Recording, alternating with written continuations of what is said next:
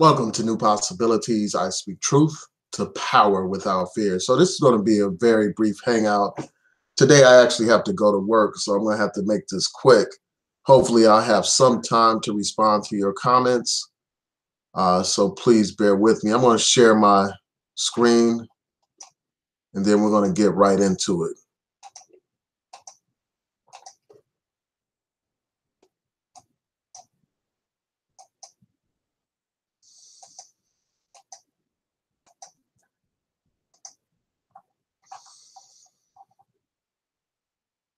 So yesterday I was on Facebook and I saw this story from News One about a football player who recently proposed to this white woman. The football player's name is Charles Leno.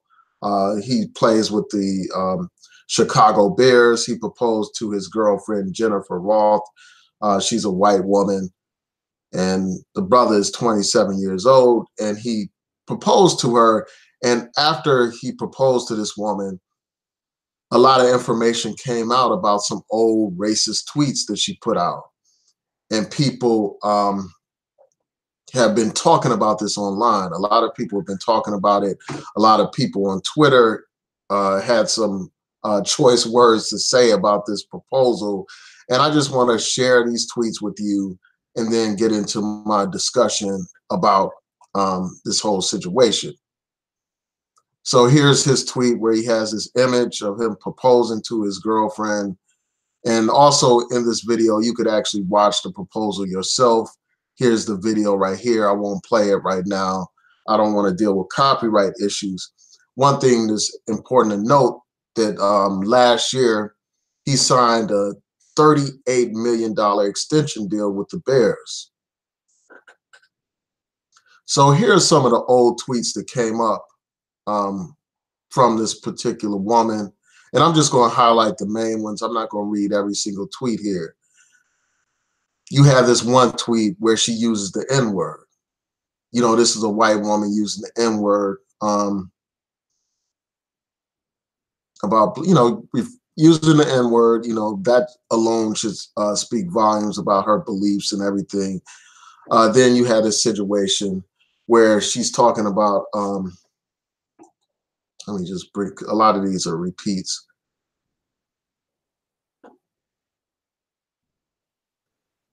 And then you have this tweet right here where she said, it's funny how black guys treat white girls on campus.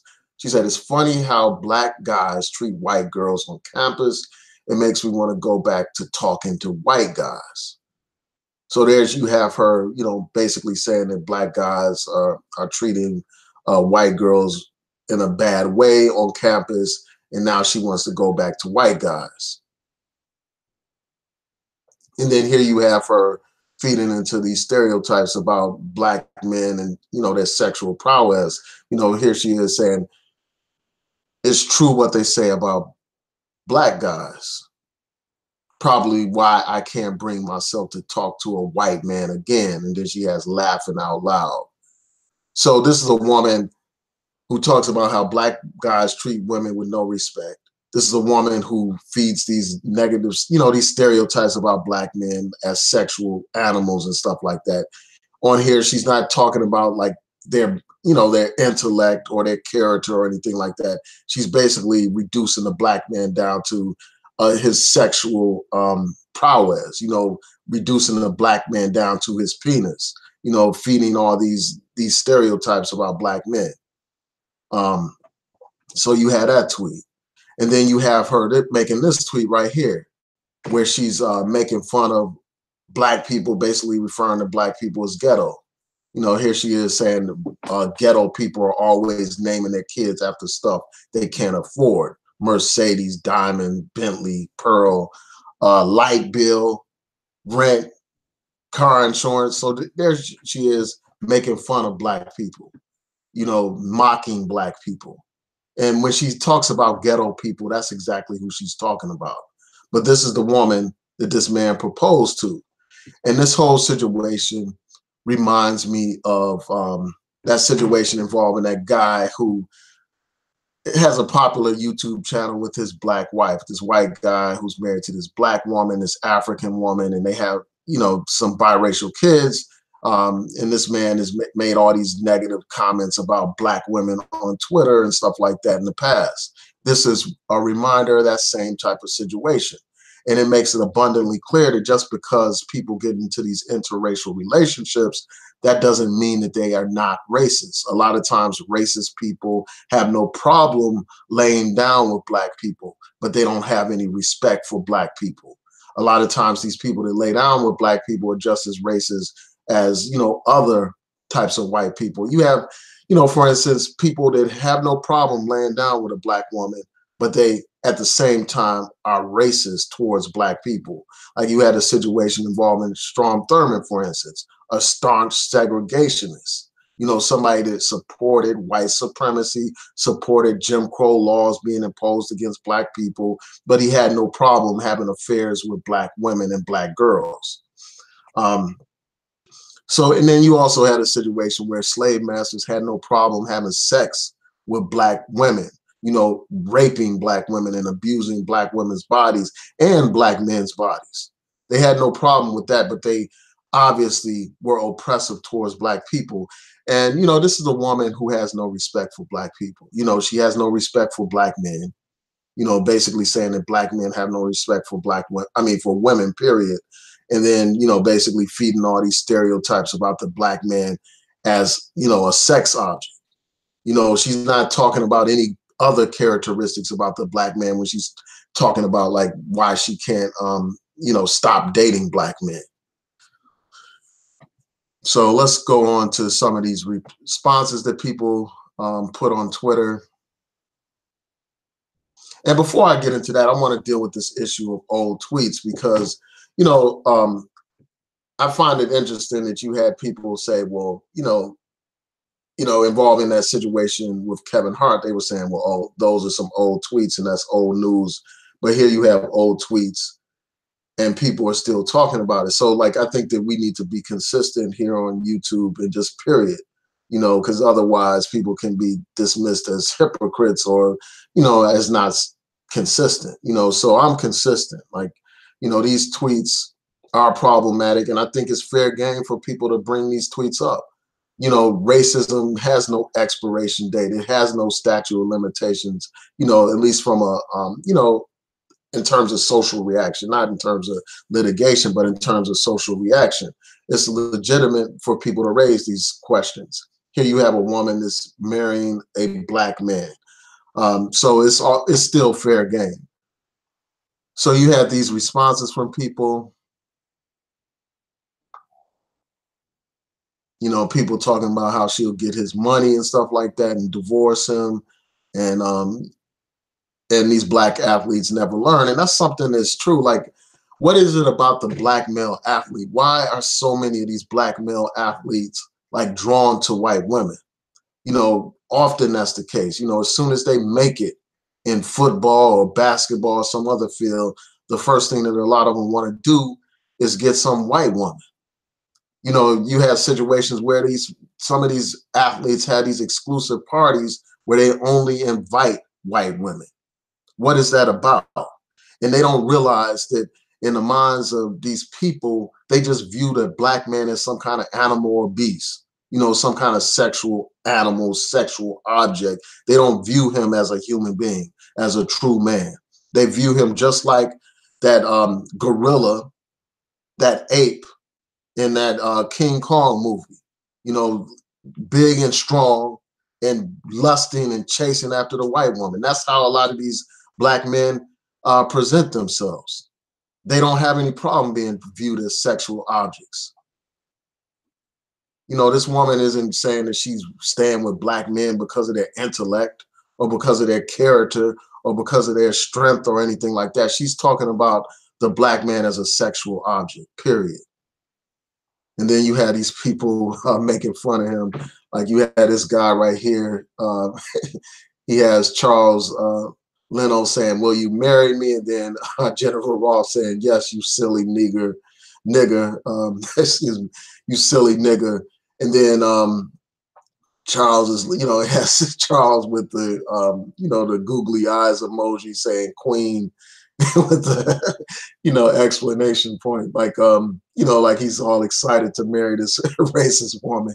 And, I mean, I think there's some kind of truth to this particular tweet, man, because it's like, I wonder if he knew about these tweets, and I wonder what his response is. I wonder if he has responded to this whole controversy. And I may try to Google that before we close out, man, but it's like, it's just a crazy, man, how you had these guys just willing to throw away everything for a racist woman, and then you have examples of Black women, for instance, who are with these racist white men, who stand by them and defend them. Like you in that situation involving that interracial couple that I told you about. You had the Black woman being the first one to defend her racist husband. And then this guy, not only is he a racist, not, I'm talking about this other situation. This guy basically exploited some kids that weren't even his biological children for money, for attention, for views and all that kind of stuff, for fame. But that's a whole nother story. But it's just a reminder of how these people have no problem exploiting Black people. It's another reminder of how, interracial relationships are not a cure for racism in society.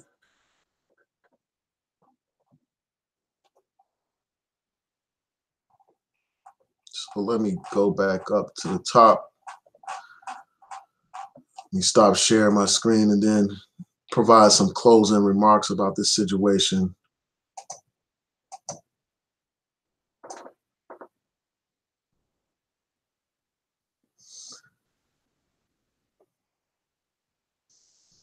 And this whole situation is unfortunate because basically you're going to have a situation where a white racist woman basically plunders this Black guy's wealth.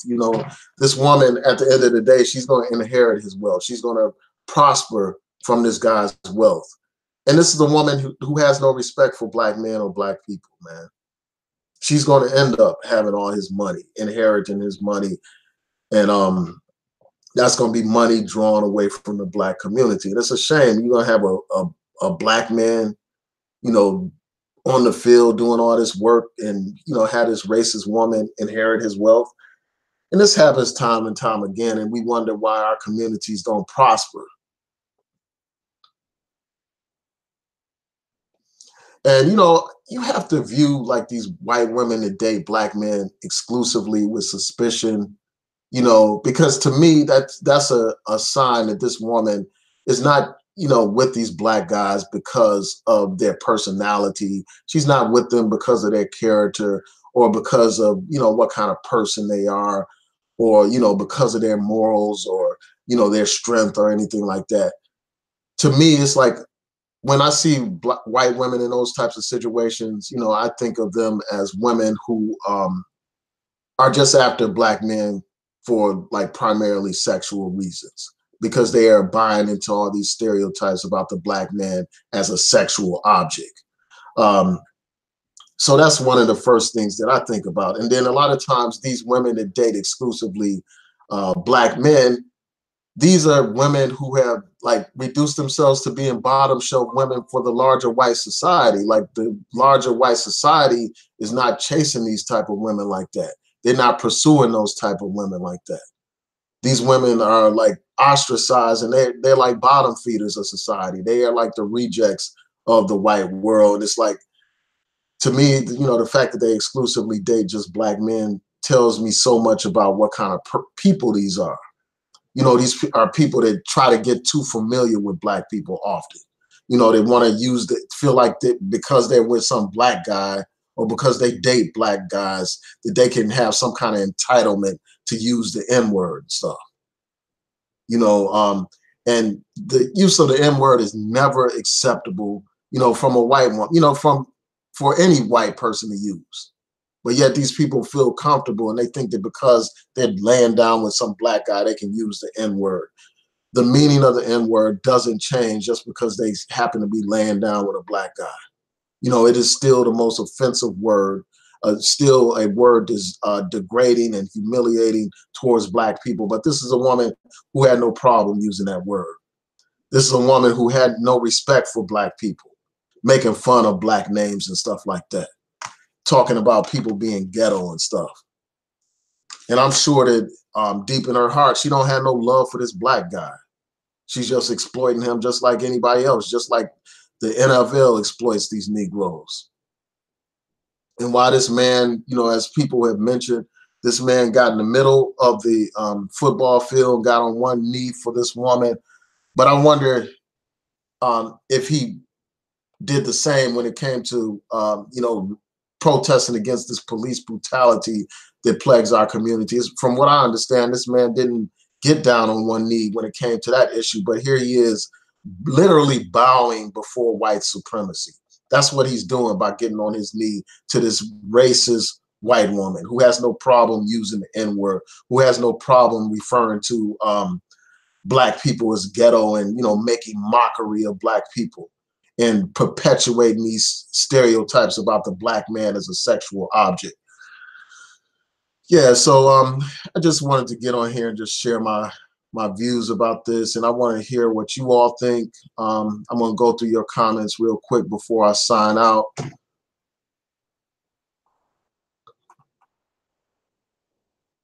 Shout out to Mr. Black Culture.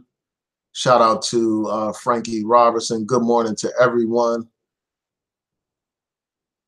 Shout out to Big Game. It's 4 a.m. in California, but you're still here. Thanks for tuning in, man. I appreciate it.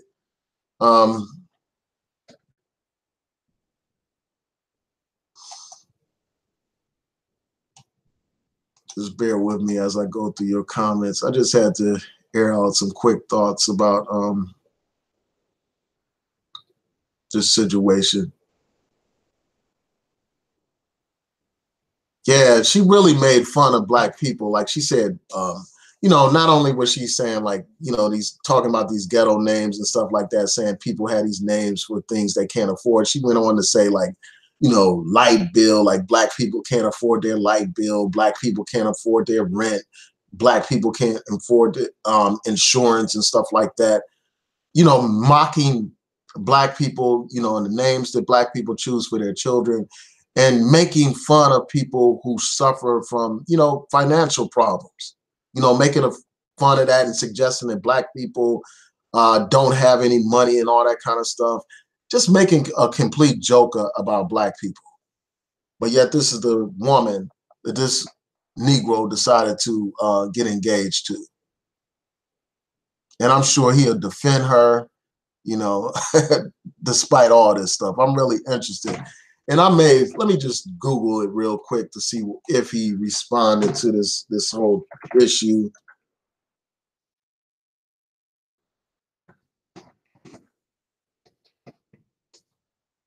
Just bear with me 1 second.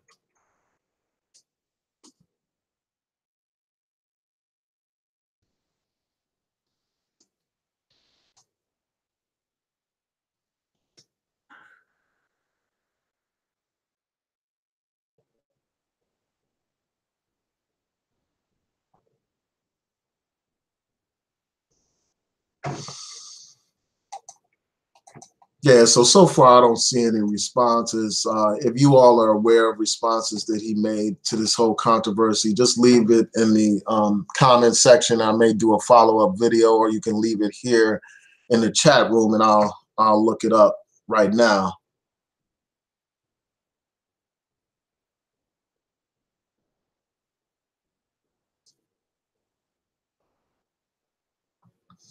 And so somebody, Frankie asked, who is Jennifer Roth, what are her credentials and all that kind of stuff.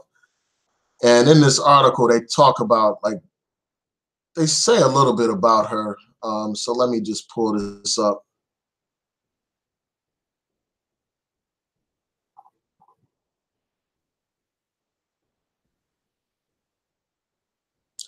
Yeah, so it says that she has sports management degrees from Columbia College in Chicago and Eastern Illinois University. But it says that she works at City Barbecue. in Deerfield, Illinois. And she describes herself as an experienced specialist with a demonstrated history of working in the sports industry and nonprofit sector. But this is a woman who works at a restaurant. From what it sounds like that's a restaurant, a fast food restaurant at that. That's who this guy chose to marry. But it's like my whole thing is like, if you're gonna marry a white woman, at least, you know, do some basic research to make sure that she's not a racist. At least you know, do your due diligence. It's like, if you're gonna marry a white woman, at least make sure she's not a racist, man. At least make sure that she has a track record of you know, speaking on race issues and all that kind of stuff, or being concerned about, you know, the situation involving African Americans. And even in that case, man, at the end of the day, you know, the average white person cannot fully understand the plight of Black people. You know, they have a completely different experience. And that's one of the reasons why, you know, Black people should be with Black people. Black men should be with Black women, and vice versa. And I understand that there are situations where somebody may just happen to fall in love with somebody of another race, but often, you know, because of the programming in the society, you know, often Black men are taught that white women are some kind of trophy. They are some kind of symbol of success. So that's why you have so many of these Black athletes and Black entertainers who get in these relationships with non-Black women and white women in particular. You know, that's because they have been programmed to view white women as the standard of beauty, as the trophy wife and all that kind of stuff. So you see this time and time again. You see all these situations where all these Black men are married to these white women.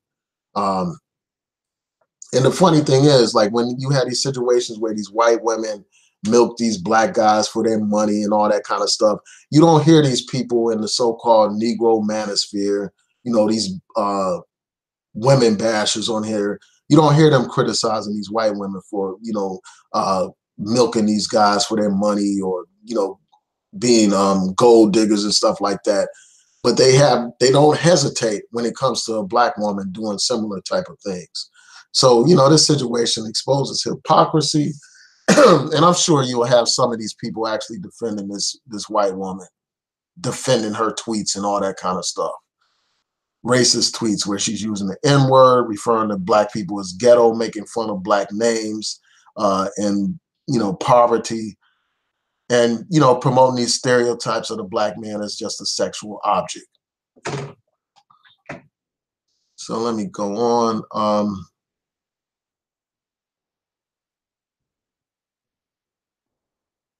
Shout out to Bonafide 1970. Thanks for tuning in.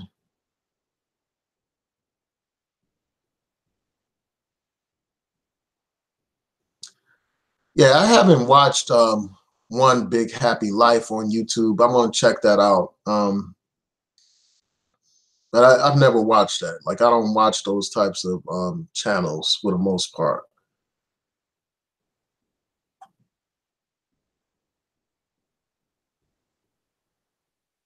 Oh, somebody said he's deaf. I don't know much about that. Shout out to David Bowman. And right after this, I'm going to do one other quick Google Hangout if I have time. Hopefully, I'll have time to get this last one in. And Frankie Robertson mentioned Mandingo. And that's what this reminds me of. Like, for those of you who haven't seen that film, you know, it's a film about this white woman who's like a slave master and her Black male slave. And also there's a situation where, you know, you had a white slave master and his Black female slave. And it just talks about, like, the film is about like the sexual exploitation of Black bodies and stuff. You know, and it raises so many questions. And it's like a metaphor for these interracial relationships in a lot of ways. And that's basically what this guy is. He's like a Mandingo type of character. I mean, he's being exploited, you know, both for his labor and for, you know, for sex. And, you know, this is a woman who obviously has no respect for Black people, just like the slave master and his wife had no respect for Black people. It's just a shame that a man would put himself in this kind of position where he is literally a joke. People are literally laughing at this guy for proposing to this white racist woman. And I'm really interested in what kind of conversation they had, like after all this controversy came out. Like, I just wonder what kind of things he said to her or how he's going to deal with this situation. He is making a mockery not only of himself, but of the Black man.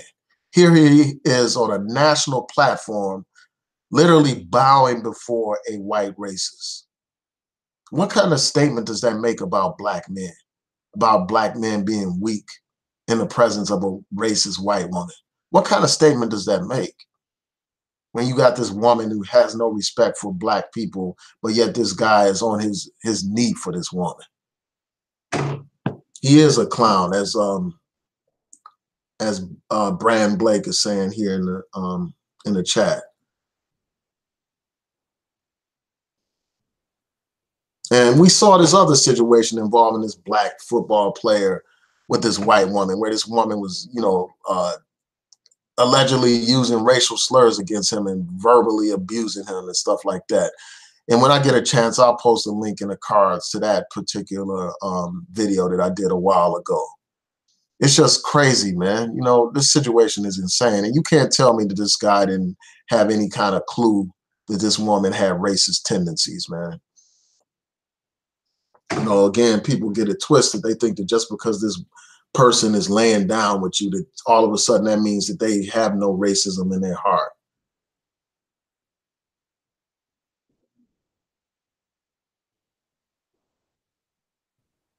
Yeah, this man is basically going to have a situation where here he is working on that football field, just like a slave working on the cotton field. You know, he's going to have all this money, and then all that money is going to end up in the hands of this white woman. You know, when, you know, either they get a divorce, you know, or, you know, child support, you know, alimony and all that kind of stuff. If that happens, or, you know, if she just inherits, she stays married to this guy and the money, you know, and when he passes away, the money goes on to her. Either way, the money's going to end up with this white woman if they go forward with things. And you know, money is a factor in this. You know, money is a huge factor in why she said yes. Money is a huge factor in why she dated this guy to begin with.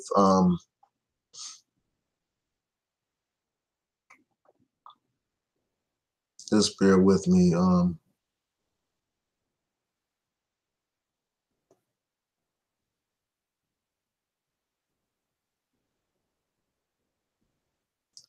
Wow, that's something else, Frankie. Your personal story, it's messed up.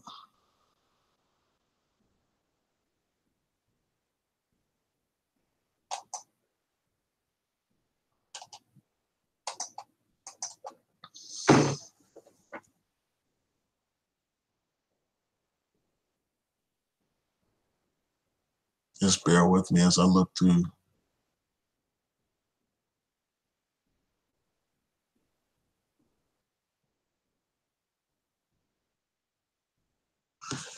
So somebody said, hold on one second. So Arthur Clarke said, why are we always policing niggas' choices? Let him find out what she's about. Well, I mean, this is an issue because of these racist statements.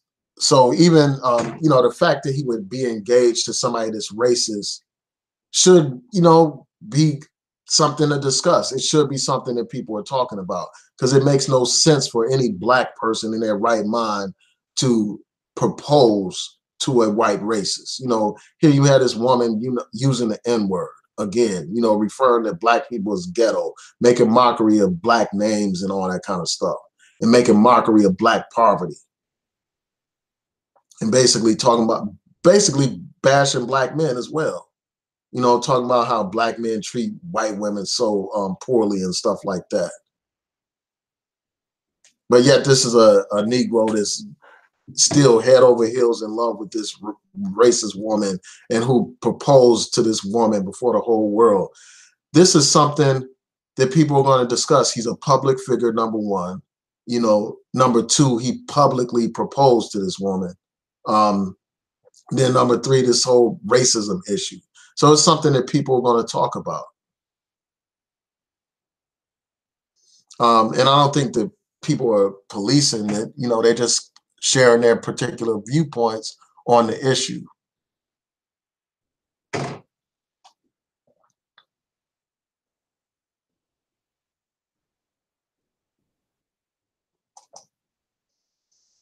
And I think that a lot of people that raise that whole policing point, these are these Black men that are so in love with white women and stuff. I don't know if that's the case with you, but I know that a lot of times these guys that say stuff like that are the same guys that, you know, just are infatuated and obsessed with white women and stuff. And they don't want anybody to raise questions about that. So that's the first thing they say is stop policing Black men's sexual relationship choices and all that kind of stuff. Shout out to Ill Wills. Good morning to you.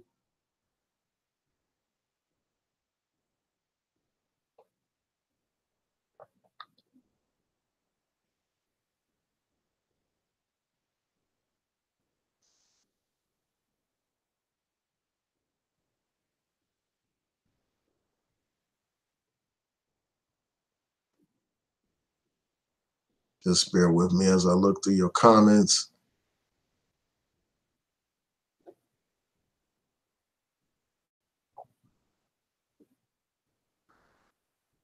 All right.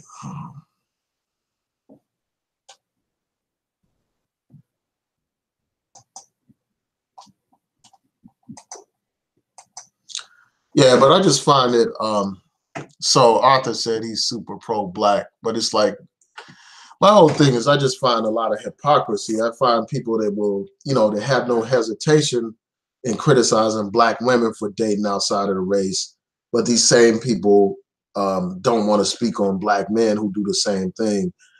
And the reverse is true. You will have like these Black women that will do all these endless videos about these Black guys who date outside of their race, while these same women defend Black women who choose to do the same thing. And in fact, they celebrate Black women who date outside of their race. So we just need to deal with the hypocrisy, stop being hypocritical.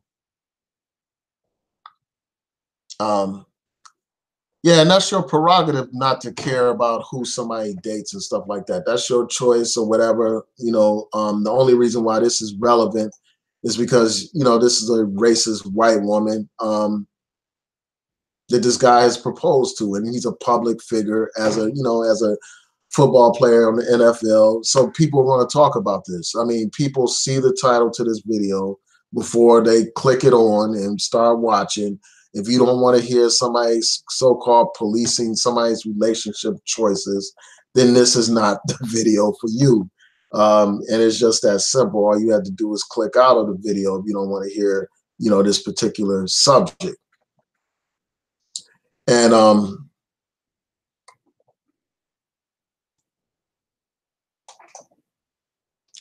of course, there are other things going on in the world, and this can't hurt the collective Black community. Of course, you know, and all those important issues that are going on in the world, I regularly talk about those. For, you know, in case you're new to this channel, I regularly talk about all these important political and, you know, issues of systemic institutionalized racism. I talk about those things, but the image of the Black man is also important. The image that is projected towards the, you know, towards the entire world of Black men is very important. You know, here we have the image of the Black man as weak being projected to the world. The image of the Black man as some kind of punk is being projected to the world. Here you had this Black guy on his knee bound before this racist white woman. You know, this wouldn't even be an issue if you know, these tweets didn't come out. It wouldn't even be that big of a deal if the tweets didn't come out, where you had this woman making these racist statements about black men. Um, you know, so I mean, black men and black people, period. That's the reason why this is controversial. It's not controversial simply because it's a black man with a white woman. Um, that's not the issue. Shout out to Terrence Forrest for his donation. I appreciate it.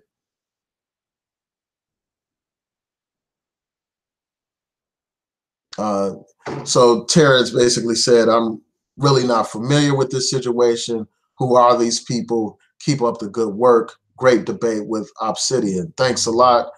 Yeah, that was a great discussion that I had with Obsidian. You know, for those of you who haven't seen it, um, you know, it was a two-part debate. I had him on my channel, and then I went over to his channel, and it was a decent discussion. You know, when on his channel, he didn't cut me off. You know, I had a chance to express my views. The only issue I have is, you know, I wasn't able to stay on as long as I would have liked because I had something I had to do. But then after I left, you had these clowns basically trying to berate me and diss me and all that kind of stuff. But that comes along with the territory. But thanks for your donation, Terrence. I truly appreciate it.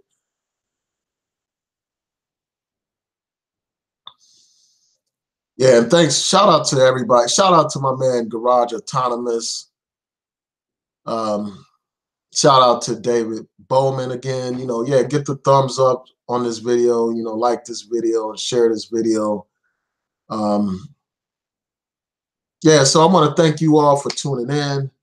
I just wanted to hop on here real quick. Today I have to go to work, so I'm not going to be able to hang out with y'all the way I want to. Um, I'm going to try to get in this one last quick hangout before I start getting ready for work. But peace and blessings to each and every one of you. I want to thank you all for your support. Thank you for being subscribed to this channel. If you're not subscribed, subscribe to this channel now. You know, hit that notification bell so that you'll know when I post new content over here. And encourage your friends and colleagues and associates to subscribe to my channel, New Possibilities. Again, I have a goal of 10,000 subscribers. Help me reach that goal. Peace and blessings to each and every one of you. I will be back up soon with another live stream. Hopefully it'll be this morning real quickly before I start getting ready for work.